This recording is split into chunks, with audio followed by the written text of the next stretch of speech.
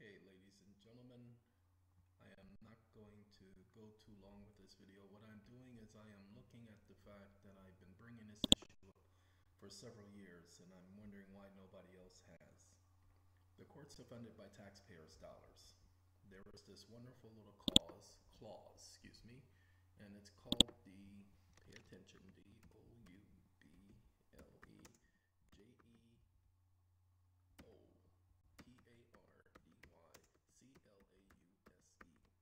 Double Jeopardy Clause. This is part of the actual clause is part of the um, Constitution for the United States.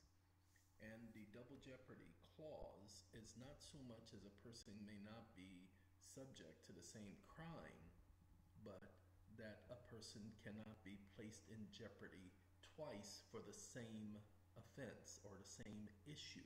It's called double jeopardy.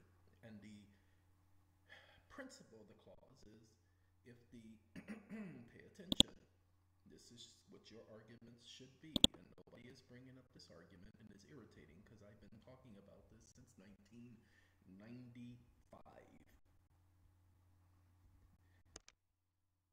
The courts are funded by taxpayers' dollars. See, at some point, slashing state court financing jeopardizes something beyond the basic fairness, public safety, and even the rule of law. It weakens democracy itself. You know who wrote that, right? Okay, I know some of you are saying liberals, but it's not a liberal thing. The states across the nation are a funding crisis is squeezing our courts, forcing unprecedented layoffs, furloughs, and even closures. Sharp budget cuts pose a growing threat to a fair, impartial, and independent judiciary when the closed sign is hung even temporarily at the court door. Backlogs soar and access to justice gets harder. Oh, so that means that it is already hard because it says access to justice gets harder. That means it is already difficult. Ladies and gentlemen, if fiscal hardships is allowed to hollow out the constitutional branch of government from within, it will erode. If the courts receive their funding through taxpayers' dollars, why do they charge you a fee? It's a violation of double jeopardy clause. They can't charge you once and then charge you again for the same exact thing. You see, they are funded by taxpayers' dollars. If they are funded by taxpayers' dollars, then there should be no fees assessed because taxpayers are already paying for it. At least that's what they told you when they passed those resolutions and they passed those laws, that your payment was to go for these things. It doesn't work that way, does it? Okay?